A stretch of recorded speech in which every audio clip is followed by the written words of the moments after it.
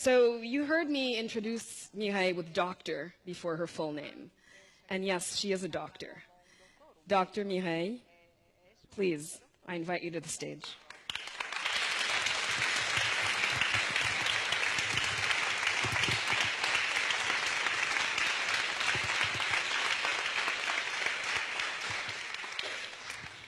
Thank you very much, Nigali.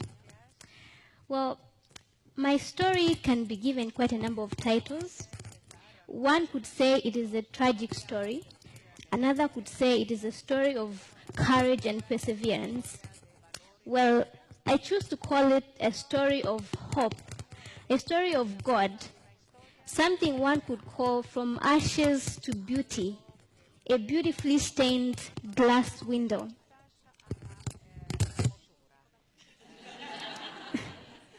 Thank you. Most of you know of... Thank you. Well, most of you know of the war that tore the country of Rwanda apart in 1994. I was barely 3 at that time. Before the war, we were a big, happy family. Our house was close to my grandparents' house, so my young sister and I used to spend most of our days with uncles and aunties. I even had my own cow from which I drank milk. So it was a beautiful and happy childhood life, like for any other Rwandese child, drinking sour milk with sweet potatoes. Well, this all ended in 1994 April. I don't remember much from when the war started in Rwanda, but what is stuck in my mind is my father's burial. I remember being told that my father had been killed and his body being brought home wrapped in this blue tent. And I remember at his burial I was told to chew some sorghum and then spit in his grave as a Rwandese tradition, but well, I swallowed it instead. Swallowed. I was still too young to understand what was going on. After my father's death, my family knew that it was no longer safe for us, so we had to pack and leave. We first fled to another district, and while there, my young sister, who was about 1 year old, got sick. But because of the war, she was not able to get proper treatment, so she passed away. So I lost a second sister because I had had an older sister who passed away before I was born. But war did not end as soon as they had hoped. So we had to flee from through Burundi to reach a refugee camp in Congo called Chimanga. And there in the camp, I was a very happy kid. But this all ended when I encountered more loss. My mother got sick later, and one night she was gone. But life had to move on, and started staying with my grandparents. And then in November of 1996, our little sanctuary of Chimanga was invaded by war. Then we were about to experience a life that is unimaginable. We fled the camp, entered the forests of Congo with bullets behind our backs. My whole family got separated until some point it was just me and grandmother and grandfather. We had wandered for so long that whatever resources we had managed to carry got finished, and we only survived by begging for food from the natives, if there were any in the villages. Sometimes we were very lucky if we were given nsima, which is an African maize pulp that had mold on it. If there were none in the villages, then we'd go in and help ourselves. And if nothing at all was available, we even had to eat roots from the forest. And I remember sometimes we had to drink water from a river with dead bodies floating in it. So you see, it was survival of the fittest. And now imagine for yourself, all the wandering was on foot. And sometimes you had to walk on tarred roads. And when we no longer had any shoes with us, and walking on these roads in the hot weather, it was very painful, and we developed sores. So we had to make something round from grass called ingata in Kinyarwanda and tie it under our feet to be able to walk. We escaped death from so many things, from hunger, bullets, drowning, wild animals, you name it. No child should go through what I went through. In fact, nobody should go through what I went through. So we later entered Angola, but life was not better there. I remember in Angola and in Congo as well, we had some soldiers who were protecting us. But these same soldiers would come among us and take some young boys and make them carry their bullets. And these are those young men you find in refugee camps with some sort of trauma. They would also come, the soldiers, and take some young girls to sleep with them, make some their wives. Some got pregnant, others got HIV and AIDS. The only reason I survived this was because I was very little. Well, so you see, it was back and forth from Congo into Angola, back into Congo and Angola again. And by the time we reached Angola for the second time, my grandmother was very exhausted. And as for me, I was very malnourished. You can imagine with a big tummy and thin brown hair and swollen cheeks and feet. And as though I had not encountered enough loss, my grandmother passed away just before we reached a refugee camp. There was no crying at this time. My little heart had hardened after a long and painful journey of about 1 year. And had we not reached this refugee camp in Angola, I was also almost gone. But, well, in the camp there, we were later moved to Meheba refugee camp in Zambia. And after some time, my grandfather decided to move to Lusaka, which is Zambia's capital, for no any other reason but for his granddaughter to attend better education. My grandfather really believed in me so much.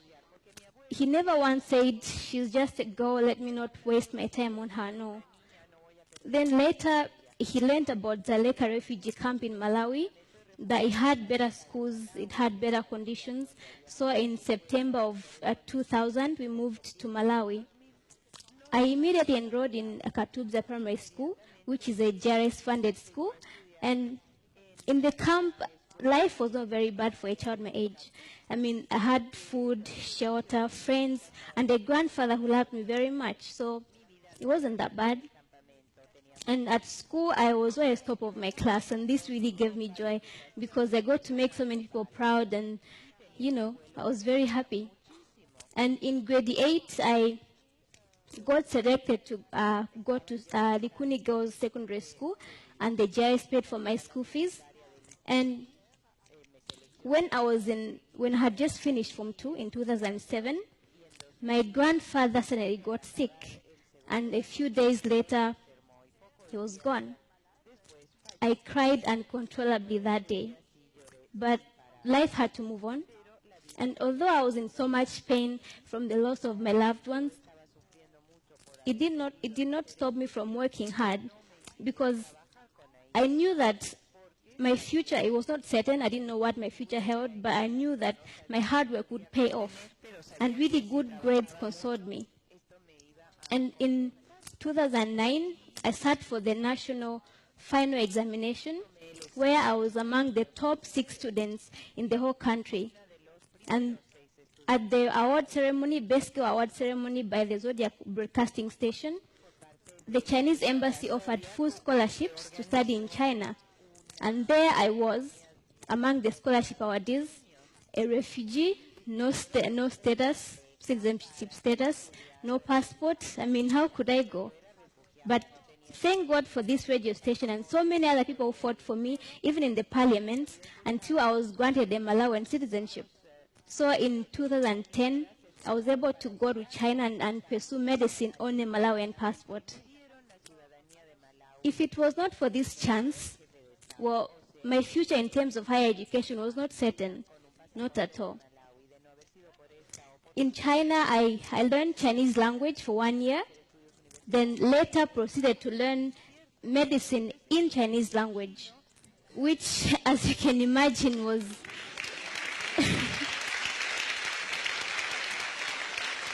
yeah. Yeah, it was very challenging, I can tell you. And I wanted to give up at so many points, but I persisted, because I got to realize that God did not spare my life and take me this high just for myself, no. But there are people that I was meant to serve, and I had to be competent to do so. And there are people that I was meant to inspire, and people I was meant to be a living proof to them that there is a God who works on their behalf. So even though it was tough, challenging, I had to push through and work even harder. And glory be to God, in July 2016, I graduated medical school. So right now I'm a medical intern.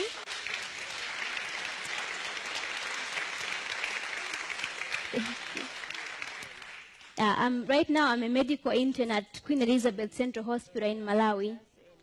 So before I went to China, I used to look at myself as just a girl with a tragic past who's gone through a lot, and it just ended there at tragedy. But I got to, in China, that's when I realized that I'm a girl with a story to tell, a story of God and His love, a story that can change somebody's life, and somebody with a lot to give, a lot more now as a medical doctor. And that is why I try to find opportunities to speak to children in schools, trying to raise hope among the youth, especially refugee youth. And in future, and hopefully in the near future, I would like to work with refugees, because I believe that I have a lot to share, yeah, having gone through what they go through. And now this is my story, but there are a lot of other Mireilles out there. But unfortunately for many, their stories just end at the tragedy part. Many of them don't even get that safe place, a place where their lives could move on and have a good future and attain higher education and in future help rebuild their countries. Others are privileged to get a safe place, but because they have lost all their families, they're forced to be breadwinners at a younger age, and their hope for a higher education is lost. A whole lot of others get a chance to finish primary and secondary education, but because they don't have that chance to attain higher education, their hopes are just crushed, which is the case in Dzaleka refugee camp. So what can we do for these Mireilles? There's a lot that we can do. For an immediate start, why not end all this violence? And I'm not talking about people from other countries coming to end the violence in our own countries. I mean, why wait for an outsider to come tell you to stop hurting and killing people of your own blood? I mean, is the money or the power at the expense of their blood really worth it? I don't think so. I mean, why not try the cheaper alternative of resolving conflict like forgiveness, mercy, and love? Is there still humanity in us, or really have we become robots? What is happening to innocent kids is completely unfair, and it needs to stop. And I believe it starts from within us, from love, forgiveness, and mercy. But now that there are a lot of wars going around us and people fleeing their countries, well, we can help these Mireilles by opening our homes to them, providing them with a safe place where their life could move on, giving them food, shelter, medicine. It's all very important, but it's not enough. They need a chance to education, higher education, because these are leaders of tomorrow who will in future strive for peace and help rebuild their countries. These people need to know that they are loved by God and those around them. They need to know that they matter, that there is a hope for them, that they have a purpose in life. So, ladies and gentlemen, are you with me?